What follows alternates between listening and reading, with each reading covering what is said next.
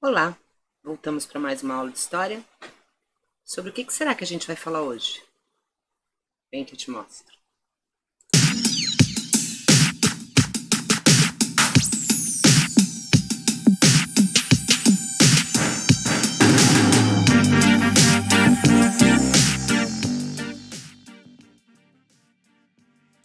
Muito bem, nós vamos falar hoje sobre Revolução Russa, sobre a revolução que vai ecoar na União Soviética, também chamado de Revolução Bolchevique, tá? Ou Revolução Operária Marxista, vocês vão encontrar com diversos nomes aí. E hoje nós vamos falar como se deu, as motivações, os primeiros períodos, as fases, tá? Nessa parte um da nossa aula de Revolução Russa. Vem comigo, vamos começar. Bom, primeiro a gente tem que entender os antecedentes dessa revolução. Então a gente vai ter aí entre eles a Guerra Russo-Japonesa, que durou de 1904 até 1905, onde a Rússia vai ser derrotada pelo Japão, gerando um desconforto enorme dos militares e da população. Por quê? Primeiro porque a Rússia grande e Japão pequenininho, né? Como que a Rússia foi perder para um país pequeno e perdeu territórios? Era a disputa de territórios chineses ali, entre eles o mais importante, o território da Manchúria, tá? E também muito dinheiro investido nesse conflito, as pessoas morrendo de fome, isso vai ser um ponto que a gente vai falar várias vezes, e o dinheiro sendo investido nesse conflito, enquanto dentro da Rússia as coisas não estavam funcionando tão bem assim. Esse foi o primeiro antecedente, vamos para o próximo. Bom, a gente vai ter aí o Domingo Sangrento, Bloody Sunday, tá? Operários se revoltam contra os abusos do trabalho, vão protestar em frente ao Palácio de Inverno do Czar, que vai dar ordem para fuzilar os rebeldes, simples assim, tá? Eram operários urbanos, principalmente de São Petersburgo, que era até então a capital, ainda não era Moscou, a gente não tinha essa capital Moscou, tá?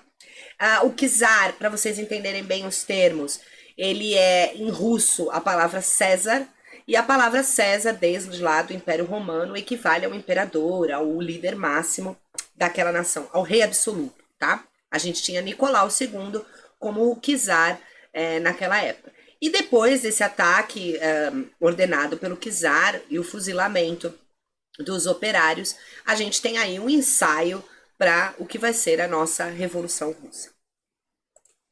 Em 1905, então, a gente vai ter as reuniões dos sovietes, vão se formar os primeiros sovietes, daí vem o nome União Soviética, tá? Numa reunião de trabalhadores urbanos, que era essa característica, onde eles discutiam política, economia, criticavam o despotismo e a tirania dos czares, criticavam os privilégios econômicos da nobreza, da igreja ortodoxa, e das indústrias e empresas que vinham de outros países.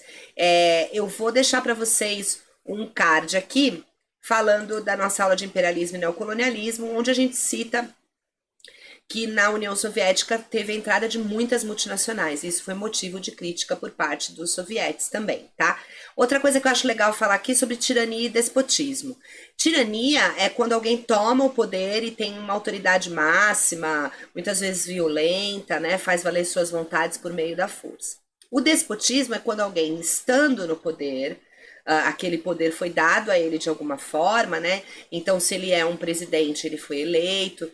Se ele é um rei, isso é passado tradicionalmente, mas ele usa desse poder também para ser autoritário e para fazer valer suas vontades, muitas vezes através da força.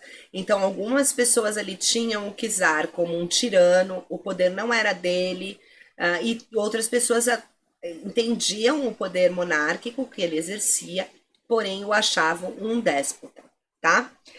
Os trabalhadores que vão formar essa liga de sovietes, é importante dizer que eram trabalhadores muito mal remunerados, tá? A princípio operários, depois se juntam camponeses, mas eram trabalhadores muito mal remunerados e que tinham a exploração do seu trabalho como mote também. Vamos continuar.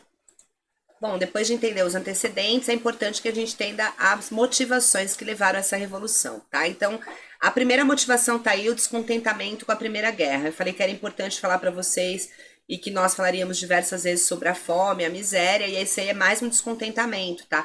A população muito pobre, muito miserável, passando fome, e aquele país investindo na Primeira Guerra. Para lembrar também, vou deixar um card aqui sobre o nosso vídeo, com o nosso vídeo sobre a Primeira Guerra.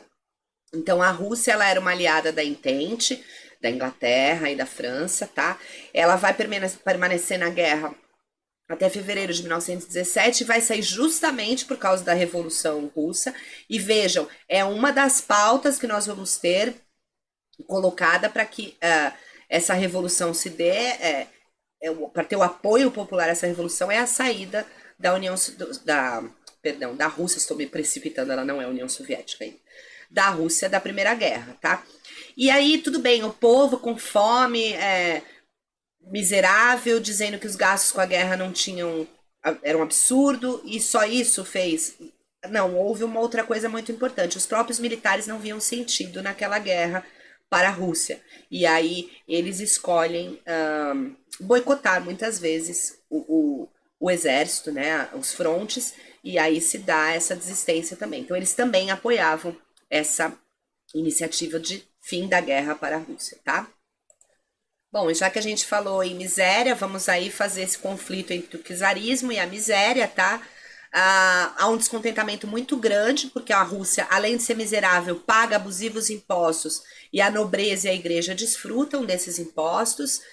Ainda é uma região com muitas características feudais, a gente ainda vê servidão no campo, tá?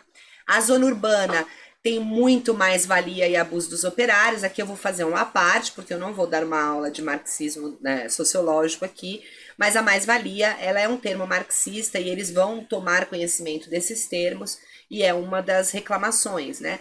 Para quem quiser saber um pouco mais, pesquise pela internet. Em breve a gente vai ter aula de sociologia do trabalho e vai falar da mais-valia, que é uma exploração do operário, segundo o conceito marxista, tá bom? Então, nem camponeses, nem operários estavam satisfeitos e viam cada vez mais a nobreza desperdiçar dinheiro com um comportamento muito luxuoso, tá? E aí vão se originar greves dos operários, tá? Que vai desembarcar no Domingo Sangrento que nós acabamos de falar.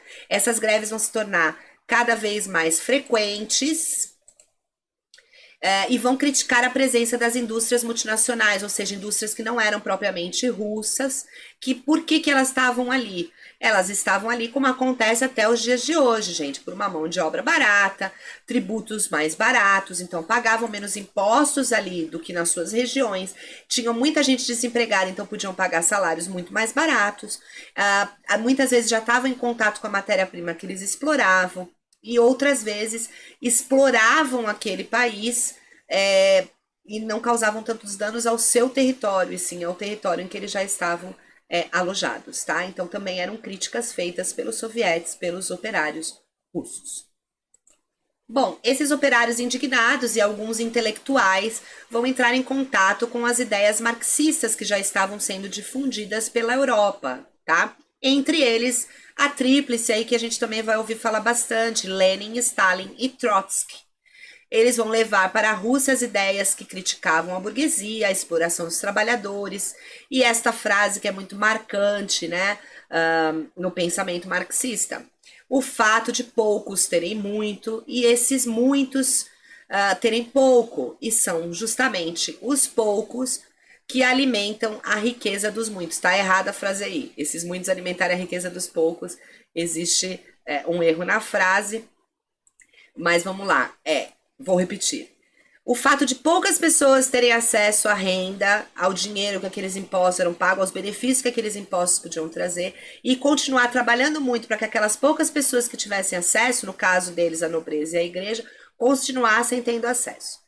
É basicamente isso do que a frase bonitinha marxista quer dizer, tá? Criticavam a mais-valia, eu já falei, e aí nós vamos ter a revolta dos sovietes ou a revolta do proletariado, que vai ser muito importante para essa revolução.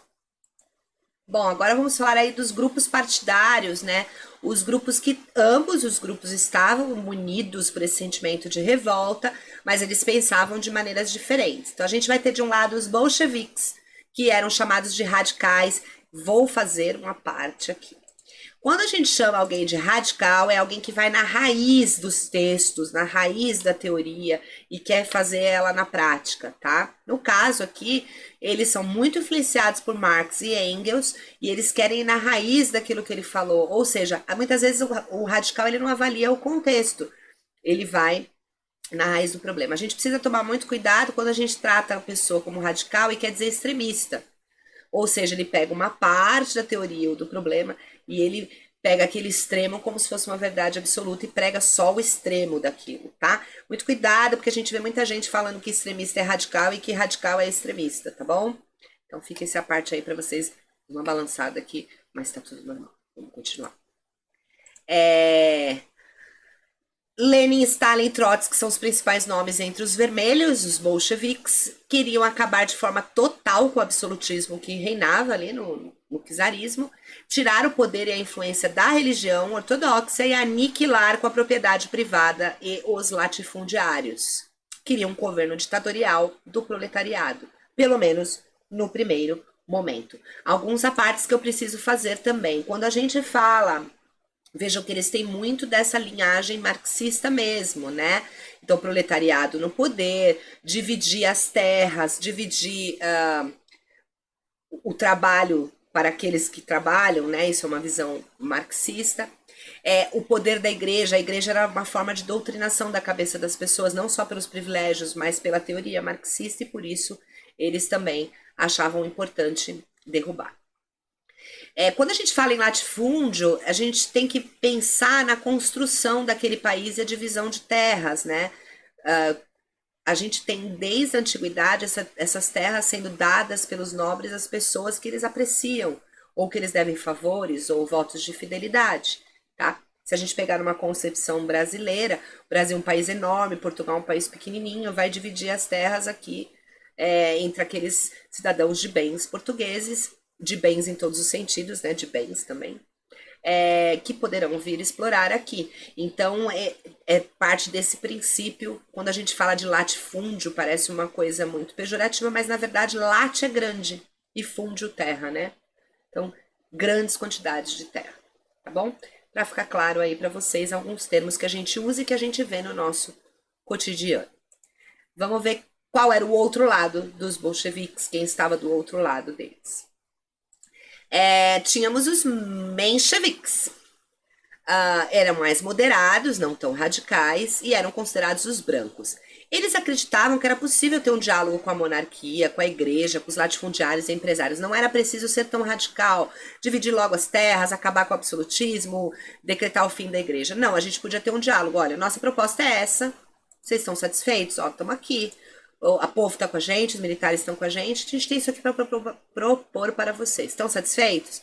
Não estão satisfeitos, a gente vai ter que partir para um embate. Então, eles acreditavam que esse diálogo era possível antes de se decretar algum conflito, tá? E nós vamos ter aí os mencheviques querendo um governo republicano democrático. A gente cai com a monarquia, mas mantém um governo democrático, republicano, nada de proletariado assumir o poder ou algum autoritarismo neste momento. Para terminar essa nossa primeira parte de Revolução Russa, vamos entender as fases anteriores ao governo de Lenin, né? Então, primeiro a gente vai ter a Revolução de Fevereiro, que vai começar em fevereiro, mas em dia 2 de março a gente vai ter os sovietes armados derrubando o czarismo, tá? Parece que o diálogo não funcionou.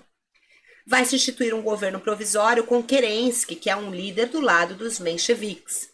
Ele é um líder que vai dialogar com a Duma. O que é a Duma? A Duma é o parlamento russo, tá? Ele vai dialogar com a Duma, vai tentar falar, olha, isso é o melhor caminho, vamos continuar e tudo mais.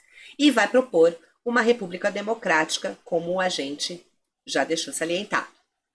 Então, só para a gente deixar claro aí, Nicolau II vai ser afastado do poder pelos sovietes, tá? Antes desse governo provisório emergir.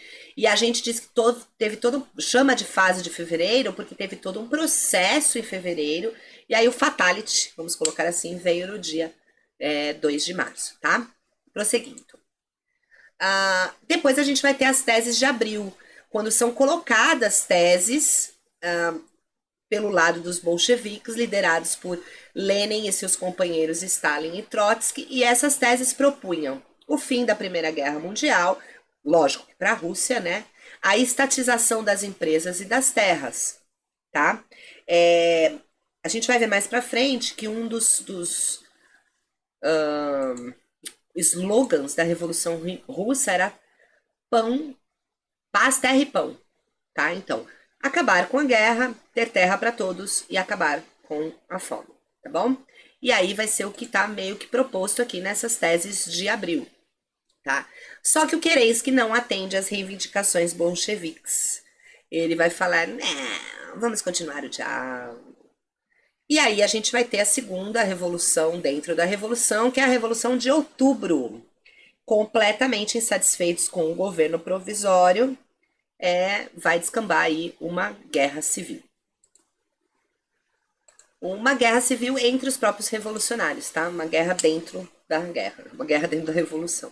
E eles não vão se entender. Aqui eu gosto de fazer uma parte, para quem estudou Revolução Francesa no segundo ano, geralmente, a gente tinha lá os jacobinos e os gerondinos, né? Então a gente tinha aqueles que estavam insatisfeitos, mas queriam manter um certo status, uma acomodação no que eles tinham, e aqueles que estavam muito satisfeitos e queriam derrubar tudo que eles tinham. Só lembrando, muitas vezes isso vai ser comparado, tá? A Revolução Russa, os bolcheviques com os jacobinos e gerondinos, mas aqui nós temos uma revolução de caráter marxista, proletário. Lá na Revolução Francesa, nós tínhamos uma revolução de caráter liberal burguês, tá bom? Colocando aí os seus devidos pontos, algumas coisas a gente realmente pode fazer comparativo, tá bom? Mas não sendo anacrônicos e não tirando os contextos de hora. E para finalizar aí, a gente vai ter o golpe dos bolcheviques, que vai resultar num governo do Lenin, né, que vai durar de 1917 a 1924, depois tendo Stalin como seu sucessor, tá bom? Na próxima aula de Revolução Russa, parte 2, a gente vai entender como se deu esse governo de Lenin, o que ele fez com essas teses de abril, se ele conseguiu colocar, sua morte, quem o sucedeu e alguns projetos governamentais que foram colocados ora para abrir para a capital, ora para fechar mais, e assim por diante. Partindo do ideal de Lenin, de uma revolução completa e mundial, para o ideal de Stalin, a União Soviética é nossa e vamos fortalecê-la. Pontos que a gente vai colocar aí na próxima aula, tá bom? Não perca, quer receber a próxima aula de Revolução Russa? Já deixa aí inscrito, ativa o sininho, eu aqui, marketing de youtuber, para vocês receberem. E se quiserem receber aulas de outras matérias de humana, filosofia, sociologia, tamo junto, tamo aí, aqui é miçangas total. Curte se gostou, compartilha se gostou muito, a gente se vê na próxima aula. Fiquem bem.